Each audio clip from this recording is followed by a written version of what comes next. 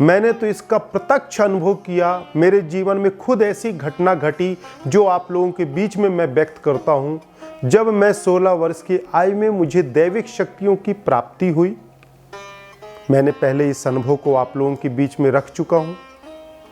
प्राप्ति होने के बाद जब मुझे क्लास 11th में एडमिशन लेने के लिए समर वेकेशन हॉलीडे से समाप्त होने के बाद मुझे यहाँ से अपने जन्मभूमि की ओर जाना था।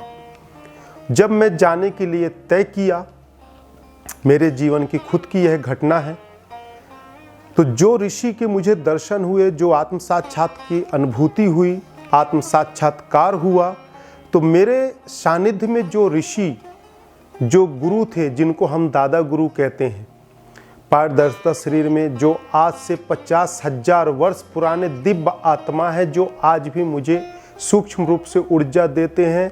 और कई बार तो मैं खुली दृष्टि में उनको देखा, आज भी देखता हूँ, महसूस करता हूँ, और कई बार तो इंसान अवस्था में भी वह मुझसे मिले।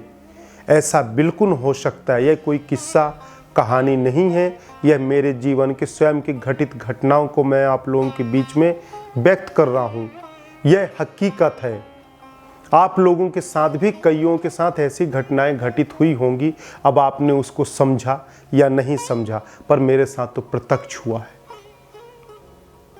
जब समय ऐसा हुआ और मैं यहाँ से अपने जन्मभूमि की ओर चलने को तैयार हुआ, तो मेरे साथ जो ऋषि थे, जो सूक्ष्म आत्मा थे, जो मुझे साक्षात्कार की अनुभूति कराए, मैंने उन्हें कहा, हे दादा गुरु, आप अपने स्थान में रहिए, अब मैं जा रहा हूँ अपने घर और मुझे एडमिशन लेकर मुझे पढ़ाई करना है। तो वह विचलित से हुए और कहते, नहीं नहीं बेटा, मैं जा तो नहीं सकता, तेरा मेरा तो जन्म जन्मांतरों का नाता है। 16 वर्ष की आयु में मैं जन्म, पुनर्जन्म, जन्म जन्मांतरों का नाता जैसे ज्ञान से, सांसारिक शब्दों से मैं अनभिज्ञ था। मुझे पता भी नहीं था कि ऐसा कुछ होता है।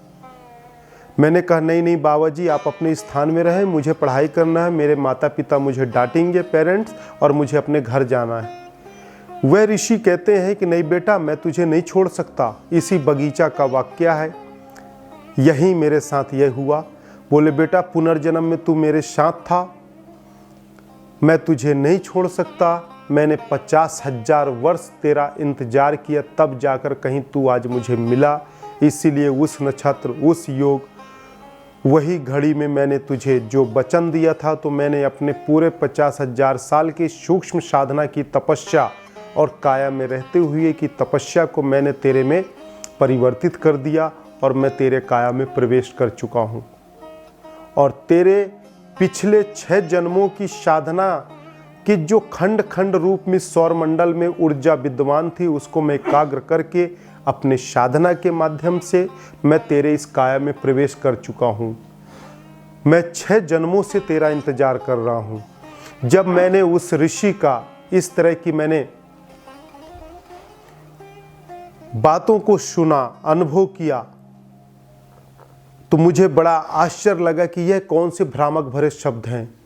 यह तो भ्रम भरी दुनिया है, यह भ्रम भरा जिंदगी है। मैं नहीं मानता इन चीज़ों को।